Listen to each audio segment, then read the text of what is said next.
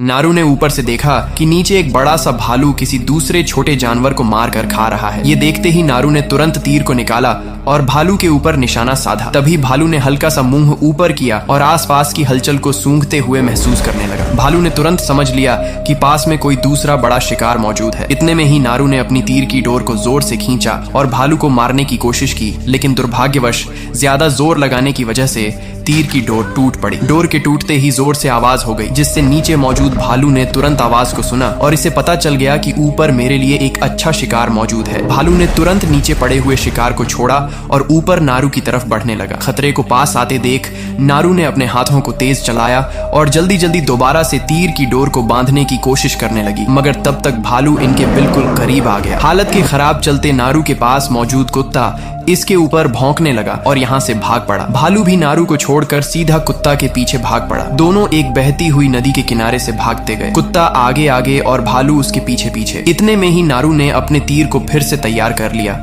और सीधा ऊपर से नीचे आ गई। इसने चारों तरफ नजर घुमाई, लेकिन दूर दूर तक कुत्ता और भालू यहाँ पर नहीं था। तभी नारू ने अचानक सामने देखा कि इसका कुत्ता वापसी मेरी ही तरफ आ रहा है। उसके पीछे पीछे भालू भी पूरी ताकत के साथ भागते हुए इसके पास ही आ रहा है। बिना देर किए नारू ने एक तीर निकाला और सीधा भालू की तरफ फेंक दिया, लेकिन नारू का निशाना बिल्कुल भी अच्छा नहीं है। भालू को अपने पास आते हुए देख नारू ने तुरंत पीछे हटने का फैसला किया और यहाँ से भाग पड़ी। कुछ ही दूर जाने पर नारू ने सामने पानी से भरी हुई एक छोटी नदी को पाया। मौके पर ही नारू ने पानी की गहराई में जंप कर दिया, जिससे भालू के लिए नारू को ढूंढ पाना मुश्किल हो गया। नारू तैरते हुए पानी से निकलकर कुछ झाड़ियों में जा छुपी। पानी से बाहर आते ही भालू की नजर नारू पर पड़ गई और तेजी से भालू इसे मारने चला। भालू ने नारू को मारने की हर एक कोशिश की, लेकिन मजबूत झाड़ियों के पीछे होने की वजह से भालू अपने काम में नाकाम होता हुआ नजर आ रहा है। तभी अचानक नारू ने महसूस किया कि भालू अचानक से पीछे हट गया और आसपास की किसी दूसरे शिकार की हलचल महसूस करने लगा और तेजी से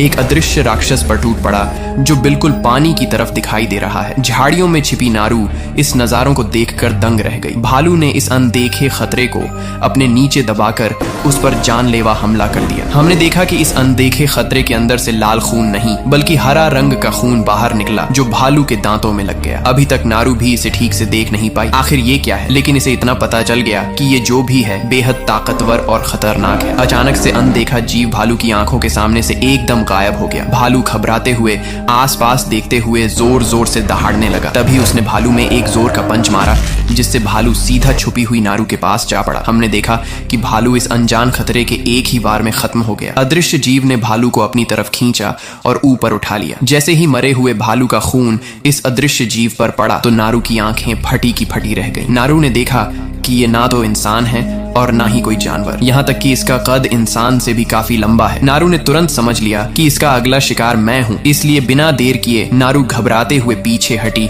और पानी में कूद पड़ी। दूर जाते हुए नारू को देख इस जीव ने अपनी एक अजीब सी पावर का इस्तेमाल किया और नारू को निशाना बना लिया, लेकिन फिर भी इसने नारू के ऊपर हमला नहीं किया। नारू पानी में बहते हुए काफी दूर चली गई, जिससे इसे लगा कि अब वो मेरे पीछे नहीं है। ये सोचकर नारू पानी से बाहर निकली और कुछ देर आराम करते हुए चैन की सांस ली। असल में नारू को आए इस अनजान खतरे के बारे में पहले से पता था, क्योंकि जब कुछ वक्त पहले नारू अपने कुत्ते के साथ जंगल में एक बड़े से हिरण का शिकार करने के लिए शांति से छुपी हुई थी और एक अच्छे मौके का इंतजार कर रही थी हिरण के ऊपर अटैक करने का। लेकिन तभी अचानक से आसमान से कुछ तेज और भयानक आवाजें आने लगी। आवाज को सुनते ही हिरण भी तेजी से भाग पड़ा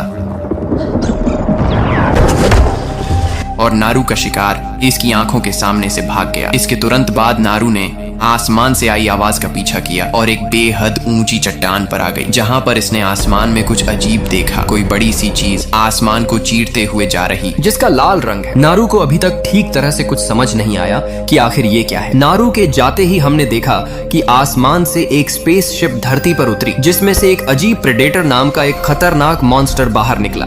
नारू तुरंत अपने भाई के पास पहुंची और कहा, ताबे, आज मैंने आसमान में अजीब देखा, हमें सावधान रहना होगा।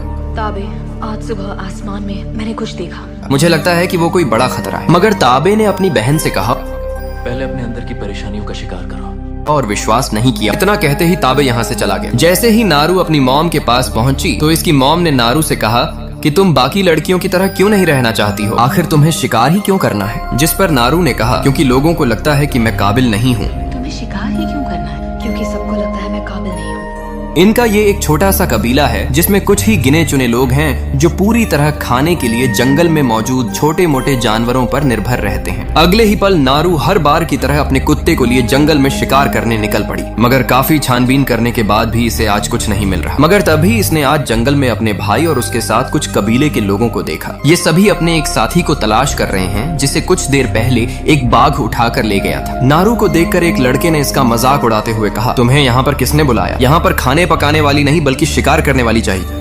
खाना पकाने वाली नहीं, शिकारी चाहिए। तभी ताबे बोला, इसकी जरूरत पड़ सकती है। अगर हम में से कोई जख्मी हुआ तो नारू उसकी देखभाल कर सकती है। तो लेकिन खतरा यही खत्म नहीं हुआ, क्योंकि जब थोड़ी ही दूरी पर एक बड़ा सा सांप अपने सामने मौजूद एक चूहे को खाने चला तो प्रेडेटर यहाँ आ पहुंचा। सांप ने आसपास की हलचल को महसूस किया और प्रेडेटर के ऊपर टूट पड़ा, मगर प्रेडेटर ने एक ही झटके में सांप को मारा और इसे 2 हिस्से में फाड़ दिया। जंगल में ये सभी अपने पिछड़े हुए साथी को ढूंढते हुए आगे बढ़ रहे हैं। इसी वक्त नारू ने एक पेड़ की पत्ती पर खून की कुछ बूंदें देखी, जिसका साफ इशारा है कि इनका साथी और वो शेर आसपास ही मौजूद है। अचानक कुत्ते ने महसूस कर लिया और भागते हुए बाएं तरफ दौड़ पड़ा, जहां पर इनका पिछड़ा हुआ साथी शेर के अटैक से जख्मी पड़ा हुआ है, लेकिन अच्छी किस्मत के चलते अभी तक यह जिंदा है। सभी ने बिना देर किए आसपास से जड़ी बूटियों को इकट्ठा करके इनसे दवाई बनाई और इसके जख्मों पर लगाया। नारू को विश्वास होता है कि इसकी बॉडी पर यह जख्म शेर ने नहीं दिए। भला शेर इसे जिंदा क्यों छोड़ता है? नारू ने तुरंत इस बात को अपने भाई से कहा कि इसके साथ ये सब शेर ने नहीं किया। मुझे लगता है यहाँ पर कोई और है जो उस शेर से भी ज्यादा खतरनाक है। मगर ताबे ने इसकी बात को नहीं माना और इसे वापस बाकी लोगों के साथ घर जाने को कहा। कुछ ही दूर नारू ने उस मरे हुए सांप को देखा जिसकी खाल को ऊपर से हटाया हुआ है। यहीं पर इसने एक बेहद बड़े पांव के निशान को देखा। नारू ने तुरंत पास में मौजूद लड़के को इस पैर के निशान को दिखाया। लड़के ने बेफिक्र होकर कहा, यह भालू के पैर का निशान हो सकता है। नारू ने कहा, हो सकता है ये भालू के निशान नहीं। हर किसी ने इसकी बात को नहीं माना। नारू ने वापस अपने भाई के पास जाने का फैसला किया जो उस शेर को मारने अकेला गया है। नारू ने इसके पास आकर कहा कि मुझे कुछ निशान मिले और वे बेहद बड़े हैं। इसके भाई ने कहा कि मुझे भालू से डर नहीं लगता। मुझे भालू से डर नहीं लगता। नारू बोली, वो भालू के नहीं है। मैंने आज से पहले ऐसे निशान नहीं देखे। यहाँ तक कि उसने सांप की खाल को बेरहमी से उतारा हुआ है। ताबे ने कहा, फिलहाल हम शेर की गुफा के पास हैं। ली सभी ने शेर को बाहर निकलने का एक प्लान बनाया, जहाँ नारू और एक लड़का सामने मौजूद पेड़ पर चढ़ गए और ताबे एक जगह पर छिप गया। सब कुछ शांत था, लेकिन अचानक शेर आया और पेड़ पर मौजूद लड़के को अपने साथ ले गया। ये देखते ही नारू दंग रह गए। अगले ही पल शेर पेड़ के ऊपर चढ़ा और नारू को मारने आगे बढ़ने लगा। नारू अपने हाथ में बड़े से भाले को लिए पीछे हटने लगी। पीछे देखा कि डाल खत्म है। सामने शेर भी बिल्कुल इसके करीब आ रहा है। नारू का हल्का सा ध्यान भटकते ही शेर इसके ऊपर टूट पड़ा। गिरते हुए नारू ने अपने भाले को सीधा शेर के पेट में मारा और खुद नीचे गिर गई। कुछ वक्त के बाद जब इसकी आंख खुली तो इसने अपने आप को अपनी माँ के पास पाया और कहा, मुझे ताबे के पास जाना है। वही हमने बाहर देखा जहाँ ताबे उस शेर को मारकर अपने कंधे पर रखकर बस्ती की तरफ ला रहा है। बस्ती के लोग ये देखते ही खुश हो गए। असल में ताबे इस बस्ती का सबसे ताकतवर और फुर्तीला इंसान है, जिसने आज से पहले भी काफी खतरनाक जानवरों का शिकार किया है। अब जैसे ही सुबह हुई तो नारू फिर से अपने शिकार के लिए निकल पड़ी। हालांकि बस्ती की सभी औरतें घरेलू कामकाज और जड़ी बूटियां लेने जा रही हैं, मगर नारू इन सबसे अलग रास्ता चुनकर जंगल की ओर गई, जहां पर इसने एक पेड़ की टूटी हुई डाल पर प्रेडेटर का हरे रंग का खून देखा। पास में उसके कदमों के निशान भी थे, जिसका मतलब साफ है कि प्रेडेटर यहाँ से निकला है। नारू ने एक लड़की से पैर के निशान को मापा जो काफी ज्यादा बड़ा है। कुछ ही दूरी पर हमने एक भेड़िए को देखा जो सामने मौजूद छोटे खरगोश पर अपनी नजर लगाए बैठा है। खरगोश ने खतरे को महसूस किया और पूरी जी जान लगाकर भागने लगा। भेड़िया भी अपना पेट भरने के लिए इसके पीछे भाग पड़ा। काफी देर भागदौड़ होने के बाद भेड़िए ने जैसे ही खरगोश को पकड़ा, तभी अचानक प्रेडेटर ने भेड़िए को जोर का पंच मारा, जिससे भेड़िया दूर जा पड़ा। मगर भेड़िया ने भी हिम्मत नहीं हारी और फुर्ती से खड़ा हुआ और अपने आसपास देखने लगा, लेकिन इसे कुछ भी दिखाई नहीं दे रहा। प्रेडेटर ने अपने हाथ के अंदर से नुकीले खंजरों को निकाला। ये देखते भेड़िया तेजी के साथ प्रेडेटर की तरफ इसे मारने चला, मगर प्रेडेटर ने एक ही बार में इसे दूर फेंका, जिससे भेड़िया फिर दोबारा खड़ा ना हो सका। वहीं नारू ने अपनी छोटी कुल्हाड़ी पर एक रस्सी को बांधा और इसे एक पेड़ से दूसरे पेड़ में मारने लगी। कुछ वक्त तक प्रैक्टिस करने के बाद नारू ने समझ लिया कि यह हथियार ही मुझे मेरे दुश्मन का खत्म कर सकता है। अच्छी प्रैक्टिस करने के बाद नारू अपने आगे के रास्ते पर चल पड़ी। तभी इसने एक खेत में काफी सारे भैंसों को देखा, जिनके ऊपर से खाल को पूरी तरह से उतारा हुआ है। ये देखते ही नारू के पैरों तले जमीन खिसक गई, क्योंकि यहाँ पर एक दो भैंस नहीं थी, बल्कि काफी सारी थी, जिनकी बॉडी से बड़ी ही बारीकी से खाल को उतारा हुआ है। नारू ने तुरंत समझ लिया कि यह काम किसी आम शिकारी का नहीं है, बल्कि उस अनजान खतरे का है। इस भयानक नजारे को देखकर नारू ने तुरंत अपने पैर पीछे लिए और वापस घर जाने का फैसला किया। मगर कुछ ही दूर जाने पर इसने अपने आसपास से एक भयानक हलचल महसूस की। चारों तरफ पक्षियां फड़फड़ा रहे हैं। थोड़ी ही दूर नारू ने पेड़ पर कुछ भयानक निशान देखे, जिसका मतलब साफ है कि वह प्रेडेटर आसपास ही मौजूद है। डरते हुए नारू खड़ी हुई और पूरी सावधानी के साथ आगे बढ़ने लगी, लेकिन 2 ही कदम चलने के बाद नारू सामने मौजूद एक दलदल में फंस गई। बिना देर किए नारू ने अपने कुत्ते को आवाज लगाई, लेकिन इस वक्त इसका कुत्ता भी इसके पास नहीं था। वह शायद अभी वो किसी छोटे मोटे शिकार की तलाश में गया है। हालात इतनी ज्यादा खराब हो गए कि अब इसके पास दलदल से निकलने का कोई रास्ता नहीं है। तभी इसने एक विचार सोचा और अपनी रस्सी से बंधी हुई कुल्हाड़ी को निकाला और सामने मौजूद एक टूटे पेड़ की तरफ कुल्हाड़ी को फेंका, लेकिन कुल्हाड़ी पेड़ में न अटकी। जितनी ज्यादा देर हो रही थी उतना ही नारू के लिए खतरा बढ़ रहा था, क्योंकि अब नारू काफी हद तक दलदल में धंस चुकी है। काफी बार प्रयास करने के बाद नारू की कुल्हाड़ी टूटे हुए पेड़ में अटक पड़ी, जिससे किसी तरह से नारू रस्सी पर अपनी हल्की पकड़ बनाकर आराम से बाहर निकली। बाहर आते ही कुत्ता भी अपने मुंह में लिए हुए एक छोटे शिकार को लेकर यहाँ पर आ पहुंचा। दोनों ने वक्त को पहचानते हुए अपने कदम आगे की ओर बढ़े। कुछ दूर जाने पर नारू ने एक भालू को देखा जो अपने शिकार को खाकर पेट भर रहा है। नारू ने बिना आवाज किए इसके ऊपर निशाना लगाया और डोर को जोर से खींचा, लेकिन ज्यादा जोर के चलते डोर की रस्सी टूट पड़ी, जिससे नीचे मौजूद भालू को आवाज महसूस हो गई और तुरंत उनके ऊपर टूट पड़ा। लेकिन कुत्ता नारू को बचाते हुए इसे अपने साथ कहीं दूर ले गया। वक्त का फायदा उठाकर नारू ने तुरंत तीर को जोड़ा और सीधे नीचे आ गई। इतने में ही वह भालू भी कुत्ते का पीछा करते हुए उनकी तरफ आने लगा। खतरे को पास आते देख नारू ने तुरंत पानी में जंप कर दिया और कुछ झाड़ियों में जा छुपी। मगर इसी दौरान यहाँ पर वही प्रेडेटर आ गया, जिसने भालू को एक झटके में मार दिया और उसे दोनों हाथों पर उठा लिया। और यहाँ पर पहली बार नारू ने इस अनजान आए खतरनाक खतरे को पहली बार देखा। ये देखकर नारू के पैरों तले जमीन निकल गई। इसने तुरंत पानी में जंप किया और यहाँ से भाग पड़ी। काफी दूर जाने के बाद नारू पानी से बाहर आई और अपने गीले कपड़ों से पानी को निचोड़ा और जंगल के अंदर चल पड़ी। मगर इसी वक्त नारू को इसके कबीले के लोगों ने घेर लिया और कहा कि हमें तुम्हारे भाई ने तुम्हें ढूंढने के लिए भेजा है और वह खुद जंगल की दूसरी तरफ तुझे तलाश करने निकला है। ये सुनते ही नारू ने अपने भाई की तरफ जाने का फैसला किया, लेकिन इन लोगों ने कहा कि तुम हमारे साथ अभी और इसी वक्त घर चलो। नारू ने बड़े प्यार से समझाया कि मैंने उसे देखा। वह कोई इंसान या जानवर नहीं है, बल्कि एक बेहद खतरनाक प्रेडेटर है। मैंने उसे देखा। किसे देखा? जिसके वो निशान थे उसे देखा। लड़की ने मजाक उड़ाते हुए बोला, अच्छा हो जो बच्चों की कहानियों में होता है। वो दानव जो बच्चों की कहानियों में होते हैं। नारू पूरी शिद्दत के साथ इन्हें समझाने की कोशिश करती गई, लेकिन किसी ने भी इसकी बात का विश्वास नहीं किया, जिसके चलते नारू और एक लड़के में जोरदार झगड़ा हो गया। हालांकि लड़का नारू के हाथों काफी मार खाता है, लेकिन अंत में चाल के तहत इन्होंने नारू को हरा दिया और इसे पकड़कर जाने लगे। मगर तभी हमने ऊपर पेड़ पर अदृश्य प्रेडेटर को देखा, जिसने नीचे मौजूद लोगों पर निशाना साधा। नीचे मौजूद लोग नारू को कुछ ही दूर लाकर एक पेड़ के सहारे इसके दोनों हाथों को बांधकर बैठा देते हैं। तभी एक लड़का इनसे दूर जाने लगा, जिस पर दूसरे ने उससे पूछा कि आखिर तुम कहाँ जा रहे हो। लड़के ने कहा, मुझे हल्का होकर आना है, यहीं पे कर दूं क्या?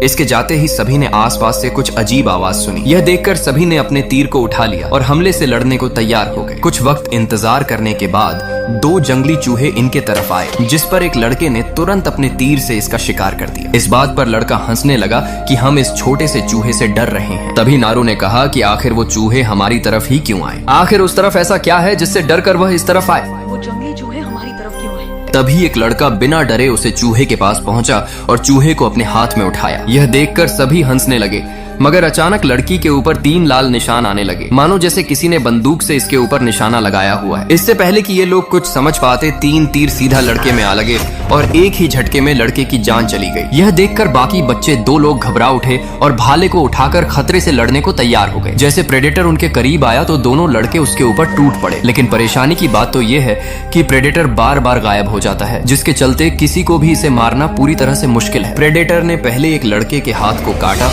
और दूसरे के दोनों पैरों को झट से उड़ा दिया। पास में मौजूद नारू ने इसी वक्त का फायदा उठाया और खड़ी होकर मरे हुए लड़के से अपनी कुल्हाड़ी को लिया और अपने रस्सी को काटा और बिना देर किए पूरी रफ्तार के साथ यहाँ से भाग पड़ी। यहाँ तक इसने एक बार भी पीछे मुड़कर नहीं देखा। भागते हुए नारू ने फिर से बड़ी बड़ी झाड़ियों से घिरे खेतों को पाया। अचानक से नारू का हाथ एक लड़के ने पकड़ा और इसे नीचे बैठा लिया और इसे बिल्कुल चुप रहने को कहा। पीछे पीछे वह प्रेडेटर भी यहाँ आ पहुंचा। दोनों बिल्कुल शांत होकर बैठे हैं, यहाँ तक कि उन्होंने अपनी सांसों को भी थाम कर रखा है। इसी वक्त लड़के ने अपने तीर को निकाला और सामने मौजूद प्रेडेटर पर निशाना बांधा और नारू से कहा कि वह बिल्कुल मेरे निशाने पर है।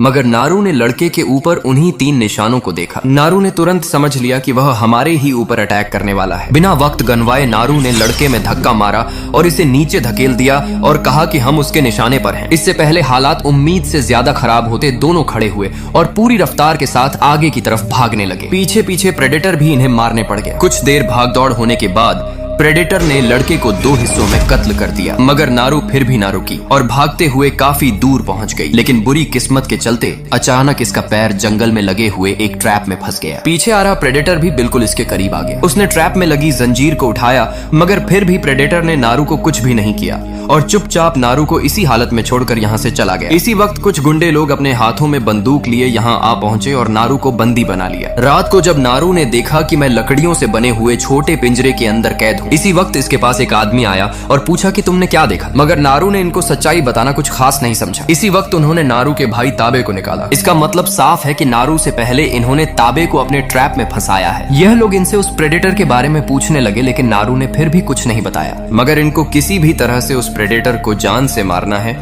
इसलिए दोनों को एक बंजर और उजड़ी जगह में एक पेड़ से बांध दिया और खुद इनसे कुछ मीटर दूर बंदूकों को लिए बैठ गए हैं। इनका प्लान था कि जैसे ही प्रेडेटर सामने मौजूद दोनों भाई बहनों का शिकार करने आएगा तो उसी वक्त हम उसके ऊपर चारों तरफ से हमला कर देंगे। नारू ने अपने भाई से कहा कि वो हमारे ऊपर अटैक नहीं करेगा। दूर छुपे 2 सिपाहियों ने जैसे ही पीछे मुड़कर देखा तो पाया कि उनके काफी सारे साथी मरे हुए हैं, जिन्हें बेरहमी से मारा हुआ है। यहीं पर मौजूद दोनों भाई बहन पूरी तरह से डरे हुए हैं। अचानक उन्हीं में से एक आदमी चिल्लाते हुए उनकी तरफ आने लगा, मगर तभी पीछे से लंबी और नुकीली तीर जैसा कोई हथियार आया और लड़के को चीरते हुए तीर सीधा एक पेड़ पर जा लगा। आदमी के मरते ही प्रेडेटर दोनों भाई बहनों की तरफ आने लगा, लेकिन अचानक प्रेडेटर का पैर यहाँ पर लगे एक ट्रैप में फंस गया। प्रेडेटर के फंसते ही चारों तरफ छिपे हुए सभी आदमी निकल आए और जल्दी से इसके ऊपर जाल को फेंका। सभी को लगा कि अब हमने इस खतरे को पकड़ लिया है, मगर अगले ही पल प्रेडेटर ने एक के सीने में अपने नुकीले जैसे हथियारों को आर पार किया और बाकियों को भी एक ही झटके में हमेशा के लिए सुला दिया। इतने में ही यहाँ पर और लोग आ गए और चारों तरफ से प्रेडेटर के ऊपर गोलियां बरसी। प्रेडेटर ने अपने हाथ में मौजूद एक हथियार को गोलियों को रोकने के लिए एक ढाल बनाया। सामने मौजूद 3 आदमी ने जैसे ही दोबारा अपनी बंदूक को लॉड करने चले, उतने में ही इस प्रेडेटर ने तीनों को टपका दिया। देखते ही देखते काफी सारे लोग प्रेडेटर के हाथों मारे गए। यहीं पर बंधे दोनों भाई बहनों ने अपने हाथों को खोलने का सोचा। इसी वक्त नारू की नजर पास में पड़े हुए एक ट्रैप पर पड़ी। किसी तरह से नारू ने अपने पांव को लंबा करते हुए इसे अपनी तरफ खींचा और अपने भाई से नीचे बैठने को कहा, जिसके तुरंत बाद नारू ने अपने हाथों में बंधी रस्सी को और दोनों आजाद हो गए। ताबे ने नारू से कहा कि मैं घोड़ा लेने जा रहा हूँ। दूर खड़े लोगों ने गुस्से में आकर एक साथ प्रेडेटर के ऊपर गोलियां चलाईं, मगर इसने अपनी ढाल को सामने किया, जिसके चलते एक भी गोली इसे छू तक ना सकी। जैसे ही गोलियां चलने बंद हुई तो प्रेडेटर फुर्ती के साथ पेड़ों पर चढ़ते हुए इधर उधर भागने लगा और एक अजीब सी चीज को जमीन पर आदमी के पास गिरा दिया। सभी नीचे पड़ी चीज के बिल्कुल करीब आए। किसी को कुछ भी पता नहीं चला कि आखिर यह क्या है। सभी लोग बिल्कुल इसके करीब आकर इसे ध्यान से देखने लगे। अचानक इसके अंदर से छोटी और गोल 3 वस्तुएं बाहर निकलीं, जिन्हें इन्हें समझ गया कि यह कोई खतरा है और डरते हुए पीछे की तरफ भागने लगे। तभी हमने पूरे नजारे को देखा कि उन 3 छोटी वस्तुओं की वजह से पूरा एरिया कांप उठा। वही हम नारू को देखते हैं जो उस जगह से भाग निकली। नारू अब उसी जगह पर जा रही है जहां पर इन लोगों ने इसे बांधकर पिंजरे में रखा हुआ है। जैसे ही नारू यहाँ पर पहुंची तो उसने छिप कर देखा कि वह लोग अपने सारे सामान को पैक करके यहाँ से निकलने की तैयारी कर रहे थे। लेकिन निकलने से पहले एक आदमी अपने हाथ में खंजर को लिए नारू के कुत्ते की तरफ बढ़ने लगा। यह देखकर नारू के पास रहा नहीं गया और तेजी से इस आदमी के ऊपर अटैक कर दिया और काफी बार इसके सीने में खंजर को उतार दिया। यह देखते ही दूर खड़े बाकी आदमी इसके तरफ आने लगे। नारू ने बिना देर किए तेजी से इसमें खंजर को फेंक मारा, लेकिन मुसीबत अभी तक खत्म नहीं हुई। देखते ही देखते चारों तरफ से कुछ गुंडे और नारू पर टूट पड़े, मगर नारू ने हिम्मत दिखाई और काफी देर लड़ाई करने के बाद सभी को ठिकाने लगा दिया। सबको मारने के बाद नारू ने एक जगह पर बैठकर कुछ देर चैन की सांस लेने का फैसला किया, मगर इसी वक्त एक पैर से कटा हुआ आदमी अपने हाथ में बंदूक को लेकर यहाँ पर आ पहुंचा और नारू को निशाना बना लिया। जख्मी आदमी ने दूर से नारू से कहा कि क्या तुम्हारे पास दवाई है? नारू बोली हाँ। सामने मौजूद आदमी ने कहा कि अगर तुम मुझे दवाई दोगी तो मैं तुम्हें इस बंदूक को चलाना सिखाऊंगा। अगले पल नारू ने इसके जख्म पर दवाई लगाई और साथ ही इसे कुछ फूलों की पत्तियों को खाने को दिया। वही प्रेडेटर जो लड़ाई के दौरान काफी जख्मी हो गया, इसने तुरंत अपने जख्मों को भरा और नारू की तरफ निकल पड़ा। नारू, जिसने तुरंत महसूस कर लिया कि वह प्रेडेटर अब यहाँ पर पहुंच गया। हलचल को महसूस करते ही नारू जख्मी आदमी को छोड़कर एक जगह में छुप गई। इसी दौरान यहाँ पर प्रेडेटर भी आ पहुंचा और अपनी पावर से नीचे पड़े हुए लोगों को देखने लगा। उसने पाया कि सभी लोग जान से मरे हुए हैं। हालांकि जख्मी आदमी अभी तक जिंदा है, लेकिन फिर भी प्रेडेटर उसे पहचान नहीं पा रहा। पेड़ के पीछे छुपी हुई नारू ने तुरंत समझ लिया यह सब इस फूल की पत्तियों से हुआ है। उस आदमी ने फूल की पत्तियां खाई हैं, जिसके चलते इंसान कुछ वक्त के लिए गहरी नींद में चला जाता है और इसी वजह से प्रेडेटर उसे मरा हुआ समझ रहा है। प्रेडेटर ने जैसे ही अपने कदम आगे की ओर बढ़ाए तो गलती से इसका पैर जख्मी आदमी के पैर पर पड़ गया। दर्द इतना ज्यादा हुआ कि आदमी की चीखें निकल पड़ी। यह देखते ही प्रेडेटर ने इसे अपने एक ही वार में जान से मार दिया। आदमी को खत्म करने के बाद प्रेडेटर अपने आसपास की हलचल को महसूस करने लगा, मगर इतने में ही ताबे एक घोड़े को लेकर आया और सीधा प्रेडेटर के सर पर अटैक किया, जिससे प्रेडेटर का सर का मास्क नीचे गिर पड़ा। मास्क के गिरते ही हमने देखा कि प्रेडेटर अपना सही निशाना नहीं लग पा रहा। यह देखकर नारू ने तुरंत समझ लिया कि अगर इसे मारना है तो सबसे पहले इसके मास्क को इससे लेना होगा। इतने में ही ताबे फिर से घूम कर आया और एक बड़े भाले को सीधा इसकी बॉडी के आर पार कर दिया। भाले के लगते ही प्रेडेटर काफी हद तक जख्मी हो गया। जैसे ही तीसरी बार ताबे इसके ऊपर अटैक करने आया तो अचानक प्रेडेटर ने अपनी शातिर चाल चली और गायब हो गया। इस नजारे को देखकर ताबे ने तुरंत समझ लिया कि अब मेरी मौत मेरे सामने है। ताबे ने नारू से कहा कि तुम यहाँ से चली जाओ और तुम्हें ही अब इस प्रेडेटर को मारना है, उसका शिकार करना। इतना कहते ही प्रेडेटर ने सीधा पीछे से आकर ताबे को जान से मार दिया और अब सामने मौजूद नारू की तरफ बढ़ने लगा। प्रेडेटर नारू को मारने वाला था कि जख्मी हालत में ही ताबे ने एक बार फिर से प्रेडेटर के ऊपर अटैक किया। गुस्से में प्रेडेटर ने अपने बड़े हथियार को उठाया और इसे जान से मार दिया, मगर जैसे ही इसने फिर से नारू की तरफ मुड़कर देखा तो पाया कि नारू यहाँ पर नहीं है। एक तरफ हमने नारू को देखा जो भागते हुए एक नदी के पास पहुंच गई। तभी इसकी नजर कुछ ही दूरी पर मौजूद एक आदमी पर पड़ी जो असल में वही आदमी है जिसने नारू को कैद करके पिंजरे में डाला है। नारू भागते हुए इसके पास गई और सीधा इसके ऊपर अटैक कर दिया। वक्त के चलते अब रात हो गई और नारू ने इस आदमी को पकड़कर एक लकड़ी के सहारे लेटा दिया और साथ इसके हाथ में एक गोलियों से खाली बंदूक को दिया हुआ है। नारू का मानना होता है कि प्रेडेटर जैसे ही इसके हाथ में बंदूक देखेगा तो उसे समझ आ जाएगा कि यह मेरे लिए खतरा है और वह उसे तुरंत मार देगा। और हुआ भी कुछ ऐसा ही। जैसे ही प्रेडेटर यहाँ पर आया तो प्रेडेटर ने इसके हाथ में बंदूक को स्कैन कर लिया, जिससे उसे महसूस हो गया कि ये तो एक शिकारी है। प्रेडेटर ने बिना देर किए इस आदमी के गले को 2 हिस्सों में काट दिया। प्रेडेटर जैसे ही कटे हुए सर को उठाने के लिए नीचे झुका तो पीछे से नारू ने बिना आवाज किए इसके ऊपर बंदूक को रख दिया और निशाना लगाकर इसके सर पर गोली चला दी, जिससे प्रेडेटर का मास्क नीचे गिर गया। नारू ने जल्दी से इसके मास्क को उठाया और यहाँ से भाग पड़ी। मास्क के हटते ही अब प्रेडेटर के लिए निशाना लगाना काफी मुश्किल हो गया। नारू को तलाश करते हुए प्रेडेटर काफी दूर आ गया। यहीं पर हमने ऊपर नारू को देखा जिसने ऊपर से छलांग लगाई और प्रेडेटर के ऊपर कूदकर अपनी कुल्हाड़ी को उसके सर में बार बार मारने लगी। लगातार हमला होने की वजह से प्रेडेटर अब काफी जख्मी हो गया। गुस्से के साथ प्रेडेटर ने नारू पर हमला किया। नारू जानबूझकर इसे अपने पीछे लाने लगी और कुछ नुकीली लकड़ियां जिन्हें नारू ने पहले ही पेड़ में बांध कर रखा हुआ था, प्रेडेटर सीधा इनमें आकर लगा। यहाँ तक कि नारू ने प्रेडेटर के एक हाथ को भी काट दिया। लेकिन एक वक्त ऐसा आया कि नारू इसके हाथ लग गई। गुस्से के साथ प्रेडेटर ने इसके ऊपर जान लेने की पूरी कोशिश की, लेकिन नारू बड़े बड़े पत्थरों के बीच जा पड़ी। हालांकि प्रेडेटर ने अपने वार को बिल्कुल इसके गले पर रखा हुआ है, मगर चट्टानों के बीच फंसे होने की वजह से नारू का गला बाल बाल काटने से बच रहा है। घबराते हुए नारू ने तुरंत इसके मुंह को पकड़ा और उसे तेजी से खींच दिया, जिससे प्रेडेटर हड़बड़ा गया। इतने में ही नारू का कुत्ता कुल्हाड़ी को लिए नारू के पास आ पहुंचा। कुल्हाड़ी को लेते ही नारू ने पूरी ताकत के साथ सीधा इसके पैर के ऊपर अटैक किया और इसके नीचे से निकलकर इससे कंधे पर आ बैठी और इसके सर में कुल्हाड़ी में बनी रस्सियों को लपेट दिया और खुद कूद पड़ी और साथ ही इसे नीचे गिरा दिया। हमने देखा कि यहाँ पर वही दलदल है। दलदल में गिरते ही प्रेडेटर नीचे धंसने लगा, लेकिन खतरा खत्म नहीं हुआ। प्रेडेटर बड़ी ही आसानी से दलदल से बाहर आने लगा और सामने मौजूद नारू के ऊपर अपने हाथ से निशाना लगाया। नारू भी पहले से ही पूरी तरह से तैयार है, क्योंकि इसने इसके मास्क को कुछ पत्थरों पर जमा कर रखा हुआ है, क्योंकि इसका मानना होता है जैसे ही यह मुझ पर वार करेगा तो इसका वार सीधा इसके मास्क की रेंज को पकड़ेगा और उससे टकराकर इसी में आकर लगेगा। और हुआ भी कुछ ऐसा ही। जैसे ही इसने अपने हाथ से फायरिंग की तो वह गोलियां सीधा इसके मास्क से टकराईं और इसके ऊपर ही निशाना लग गया, जिससे प्रेडेटर एक ही झटके में मर गया। इसके अगले सीन में हमने कबीले के लोगों को देखा जो सभी सामने से आ रहे हैं, नारू को देख रहे हैं। नारू ने अपने हाथ में उस प्रेडेटर का कटा हुआ हिस्सा लिया हुआ है। यह देखकर सभी दंग रह गए। साथ ही सभी को नारू की बहादुरी से खुशी हुई, मगर अफसोस उस अनजान आए खतरे ने कबीले के काफी सारे लोगों को मार दिया और अब इसी के साथ साथ यह कहानी खत्म होती है। दोस्तों, वीडियो को बनाने में काफी वक्त और मेहनत लगी है, इसलिए वीडियो को लाइक और चैनल को सब्सक्राइब जरूर कर दें। बाकी मिलते हैं हमारी नेक्स्ट वीडियो के साथ।